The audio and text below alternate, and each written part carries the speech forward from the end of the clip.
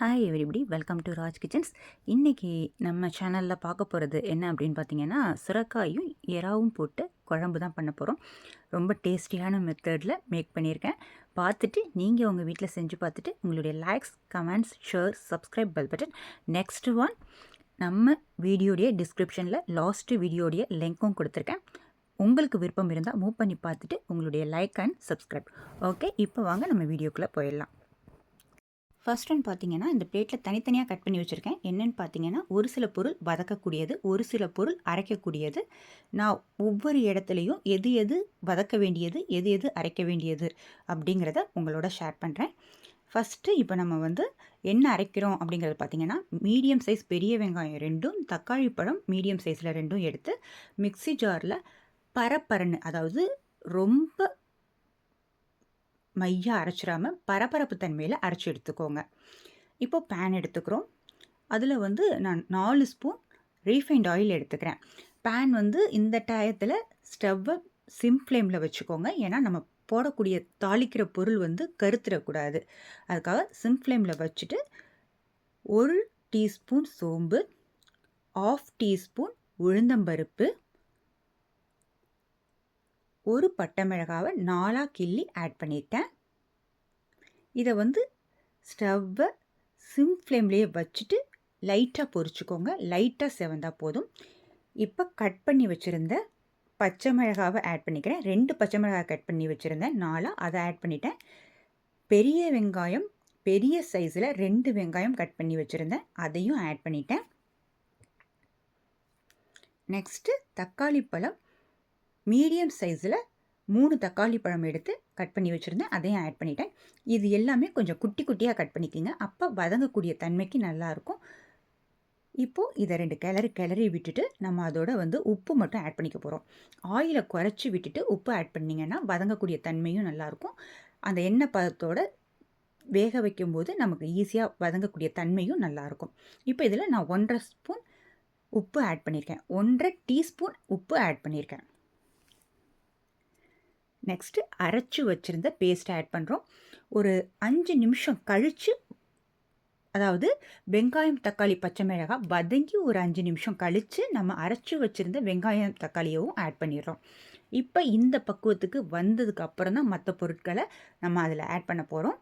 ஏன்னா வதங்கக்கூடிய தன்மை கொஞ்சம் நல்லா இருந்தால் மட்டும்தான் நமக்கு அந்த பச்சைத்தன்மை போய் டேஸ்ட் நல்லா கொடுக்கும். இப்போ 1 டீஸ்பூன் பூண்டு பேஸ்ட், 1 டீஸ்பூன் மஞ்சத்தூள், 1 டீஸ்பூன் காஷ்மீர் மிளகாய்த்தூள், 1 ஸ்பூன் மிளகாய்த்தூள், 1 டீஸ்பூன் கரம் மசாலா, 2 ஸ்பூன் மல்லித்தூள்.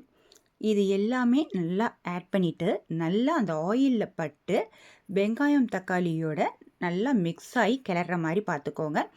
இந்த மாதிரி கிளறி கொண்டு வரும்போது அதில் உள்ள பச்சை தன்மைகள் சேஞ்ச் ஆகி வந்துடும். இந்த டயத்தில் நம்ம ப்ரானையும் அதில் ஆட் பண்ணிடுறோம். ஆட் பண்ணி அதையும் நல்லா கிளறி கொண்டு வந்துடுங்க. இந்த டயத்தில் ஸ்டவ்வை மீடியம் ஃப்ளேமில் வச்சுக்கோங்க. பக்கத்தில் நின்று கிளறி கொண்டு வந்துடுங்க.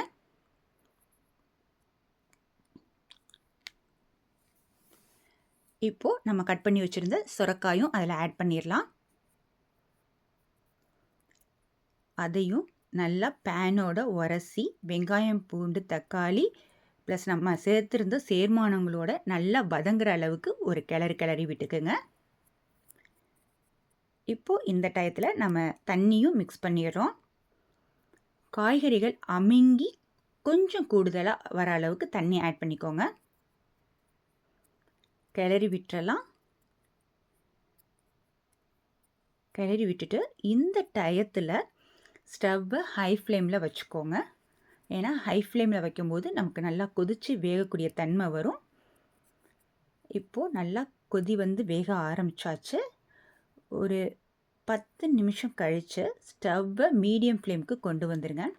கொண்டு வந்துட்டு இப்போ நான் அதனுடைய பக்குவத்தை காமிக்கிறேன் பாருங்கள்.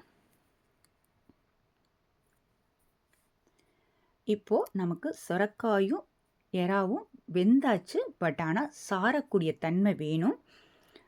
அதனால் ஸ்டவ்வை சிம் ஃப்ளேமில் வச்சுட்டு ஒரு 10 நிமிஷம் வரைக்கும் நல்லா கொதிக்க விட்டுருங்க. சிம்மில் இருந்தால் மட்டும்தான் நமக்கு சாந்து வேக்காடு கொடுத்து நமக்கு சாப்பிடும்போது டேஸ்ட்டாக இருக்கும்.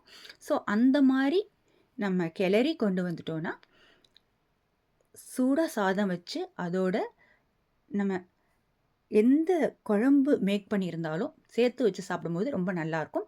எப்போதுமே குழம்பு வச்சுட்டு அதை ஒரு 5 நிமிஷம் வரைக்கும் ஸ்டவ்வை சிம் ஃப்ளேமில் வச்சுட்டு கொதிக்க விட்டிங்கன்னா ரொம்ப அந்த காயோடு சேர்ந்து வரும்போது நமக்கு டேஸ்ட்டு தூக்கலாக கொடுக்கும். நெக்ஸ்ட்டு சாப்பிடும் போதும் நமக்கு நல்லா இருக்கும். ஸோ இன்றைக்கி நமக்கு குழம்பு ரெடி ஆயாச்சு. நான் கொஞ்சமாக மல்லித்தலையும் ஆட் பண்ணிக்கிட்டேன். இந்த பக்குவத்தில் மேக் பண்ணி பாருங்கள். இன்றைக்கி நம்ம வீட்டில் சுரைக்காயும் இறாலும் போட்டு தான் குழம்பு மேக் பண்ணியிருந்தோம். சாதம் சூடாக மேக் பண்ணிவிட்டு அதோட கொஞ்சமாக எடுத்து ஆட் பண்ணி அதோட முட்டை தான் இன்றைக்கி ஆட் பண்ணி சாப்பிட்டோம். ரொம்ப டேஸ்டியாக அமைஞ்சிருந்தது. அதை தான் நான் உங்களோட ஒரு சின்ன வீடியோவாக எடுத்து ஷேர் பண்ணியிருக்கேன். நீங்களும் இதே பக்குவத்தில் மேக் பண்ணி பார்த்துட்டு உங்களுடைய லைக்ஸ் அண்ட் கமெண்ட்ஸ். தேங்க்யூ.